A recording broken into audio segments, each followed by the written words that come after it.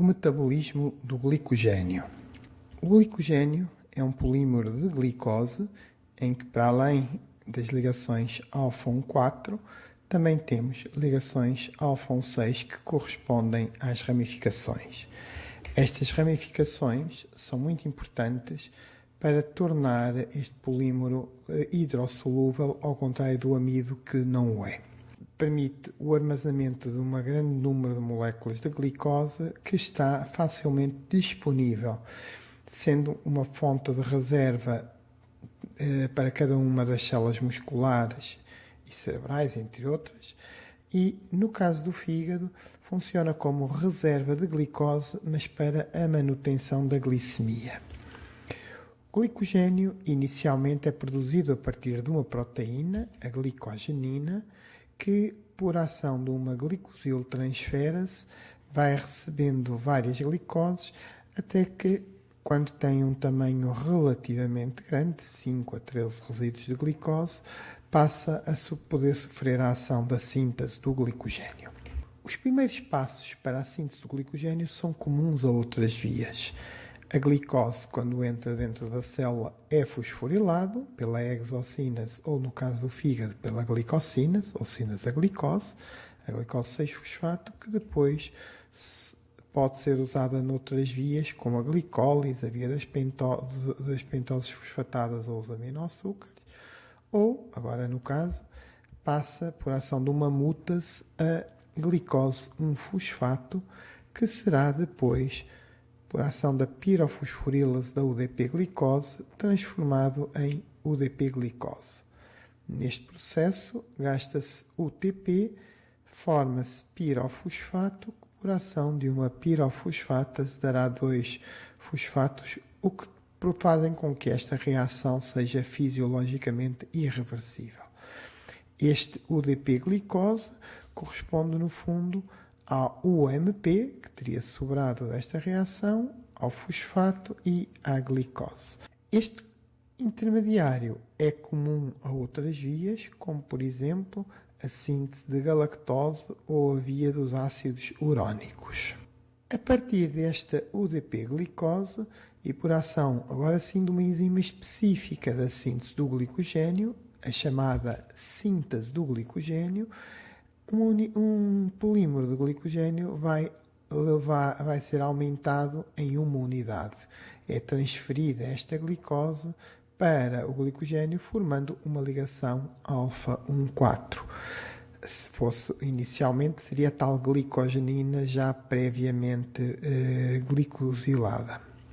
Como referi, o glicogênio é ramificado e estas ramificações são criadas por uma enzima chamada enzima ramificante.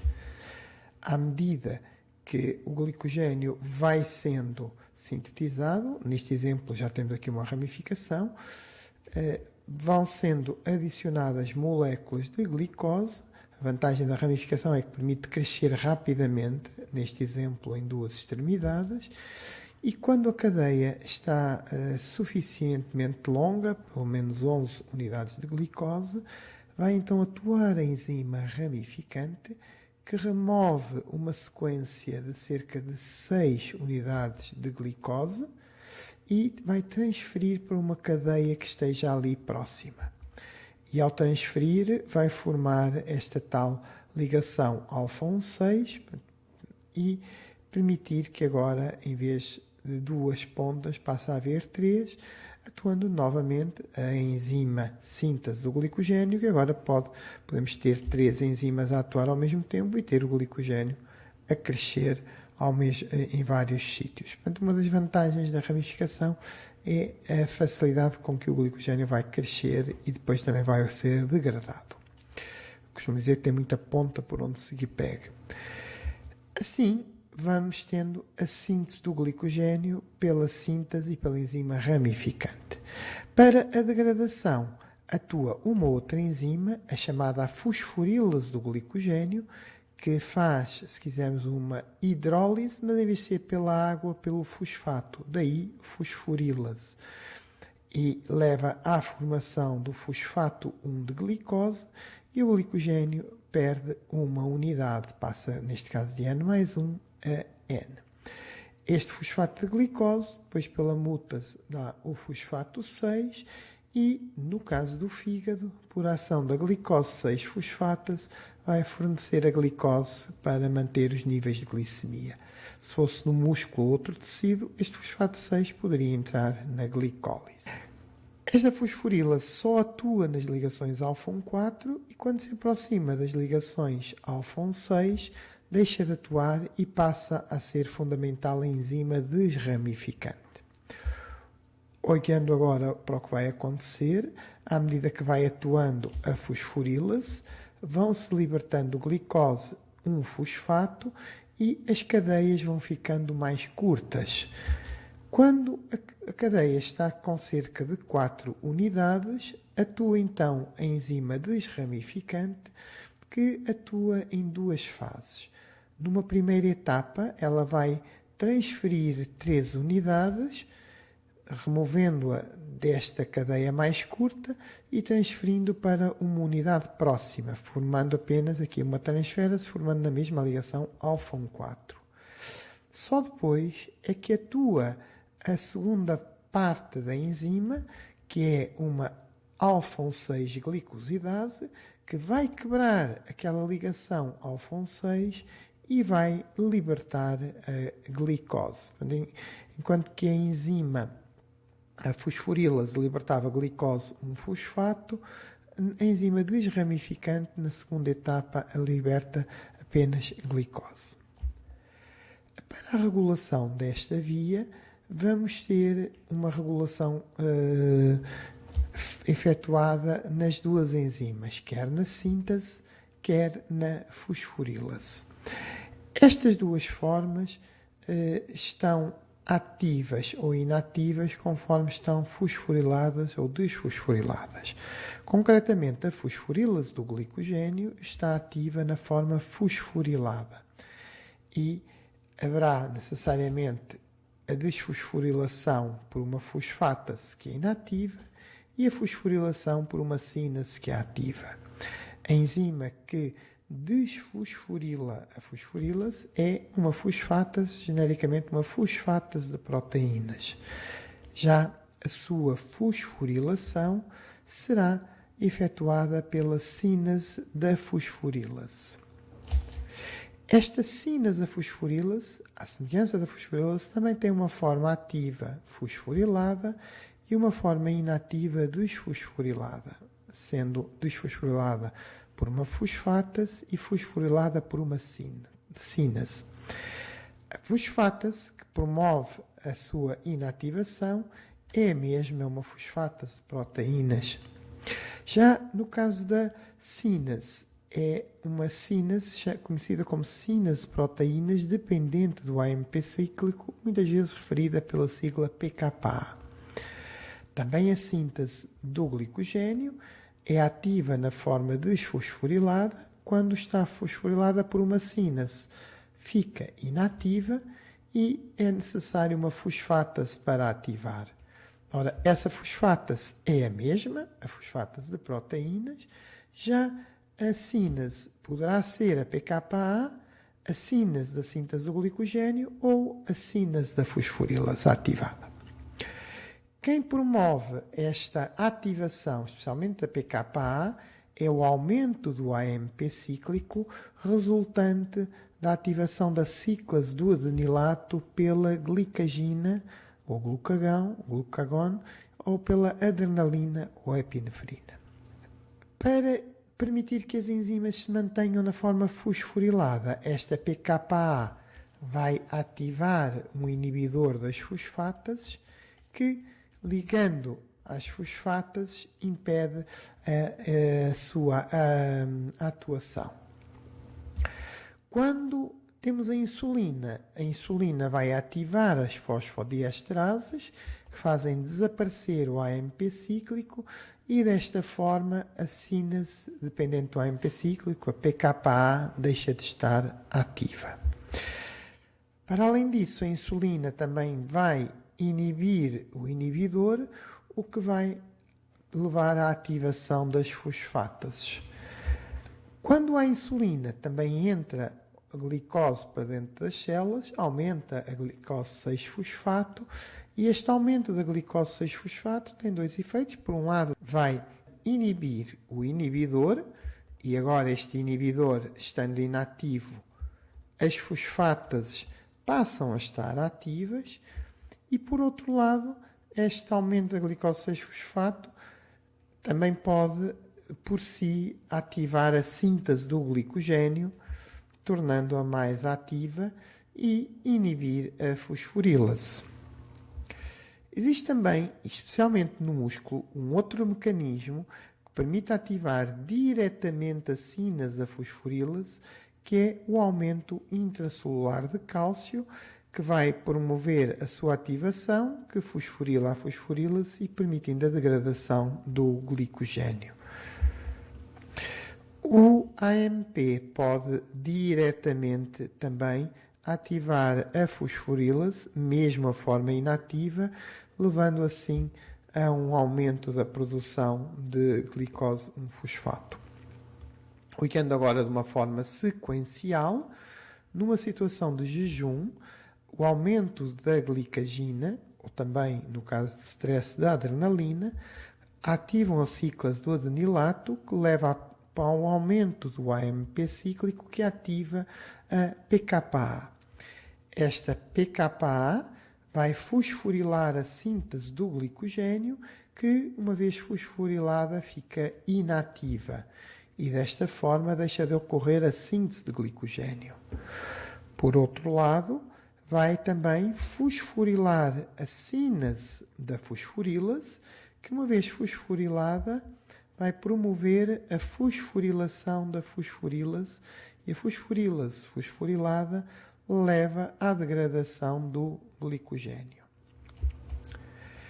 Para evitar a ação das fosfatas, que poderiam contrariar este mecanismo, a PKA ativa vai ativar um inibidor de fosfatas que, ao ligar-se às fosfatas de proteínas, impede que a síntese do glicogênio seja ativada, permanecendo assim na forma inativa. Impede também que a sínase da fosforílase seja inativada, permanecendo assim na forma ativa, e também impede que a fosforílase do glicogênio seja inativada, permanecendo assim na forma ativa. Desta forma, vai haver a degradação do glicogênio e o aumento da glicose 1-fosfato, que depois poderá ser transformada em glicose 6 e, no caso do fígado, por ação da glicose 6-fosfatase, leva à liberação de glicose para a corrente sanguínea.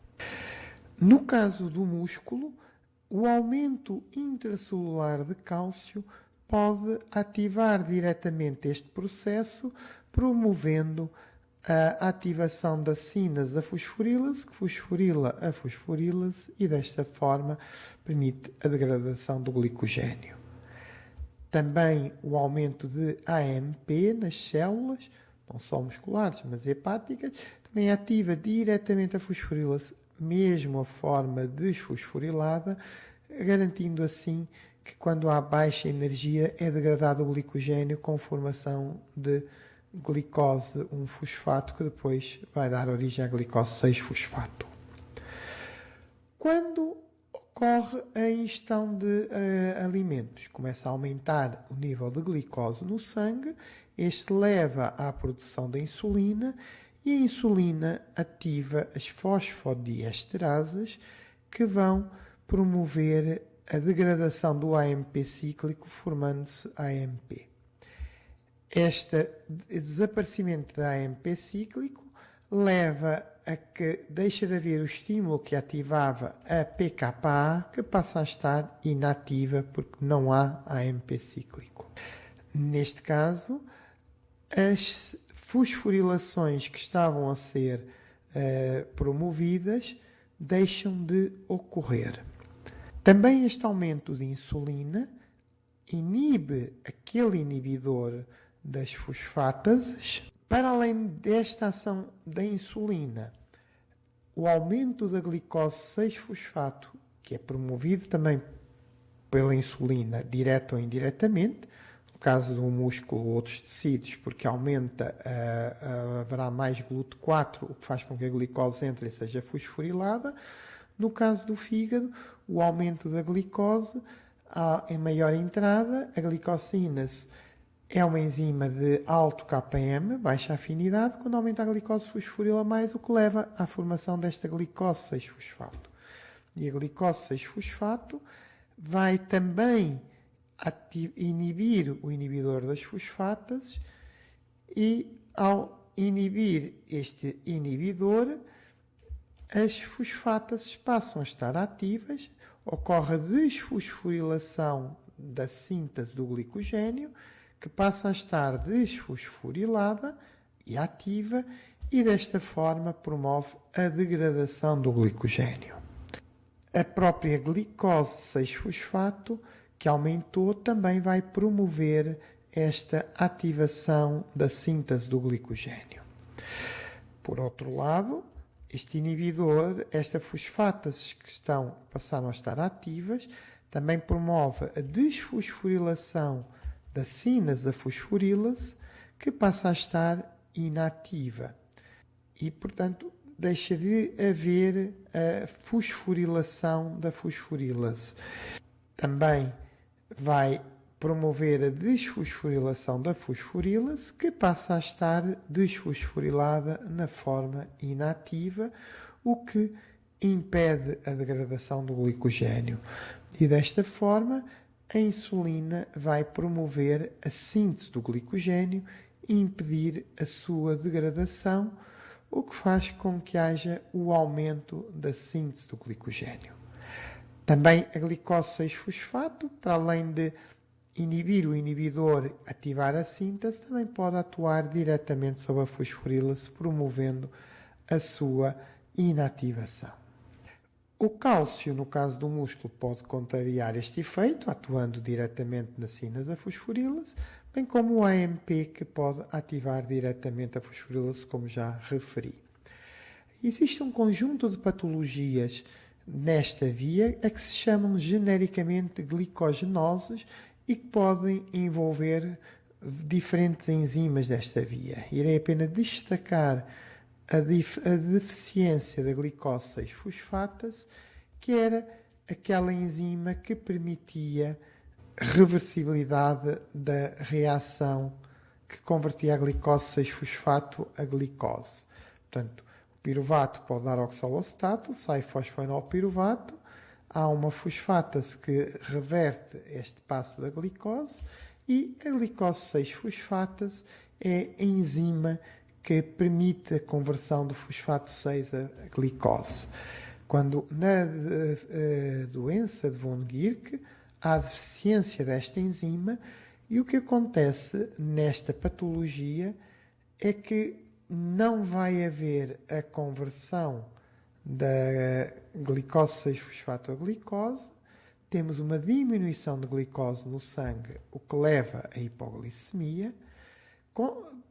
Paralelamente vai aumentar este fosfato 6 de glicose, que vai pressionar uma série de vias que estão aqui para baixo, nomeadamente vai ser desviado para a síntese de glicogênio. Este glicogênio aumenta, o que leva a um aumento da reserva de glicogênio no fígado e, portanto, a uma hepatomegalia, ou aumento do fígado. Este aumento do fosfato de glicose vai levar a um aumento da concentração de piruvato, que é desviado a lactato. Este aumento do lactato aparece aumentado no sangue, o que leva a hiperlactacidemia.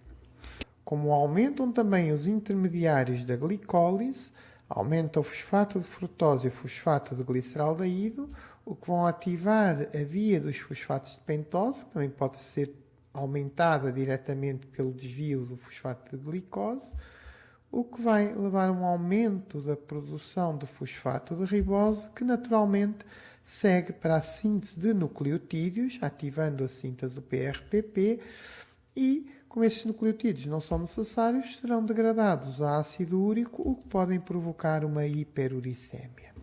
Este aumento de piruvato vai levar a um aumento de acetil-CoA e de citrato esse que sai da mitocôndria, vai levar ao aumento de acetilcoenzima A, que é utilizado para a síntese de ácidos gordos, levando a um aumento da síntese de ácidos gordos, e como também há o aumento dos intermediários da glicose, vamos ter um aumento do fosfato de glicerol, que, junto com os ácidos gordos, leva ao aumento dos fosfolípidos e triacilgliceróis, o que provoca uma hipertrigliceridemia, ou pode provocar. Também este aumento da acetil-CoA pode ser desviado para a síntese de colesterol, o que explica a hipercolesterolemia que se pode observar nesta patologia. Esta doença é muito interessante do ponto de vista bioquímico, porque mostra como as várias vias metabólicas estão relacionadas. Espero que tenham gostado deste resumo do metabolismo do glicogênio e, se gostaram, por favor, façam like.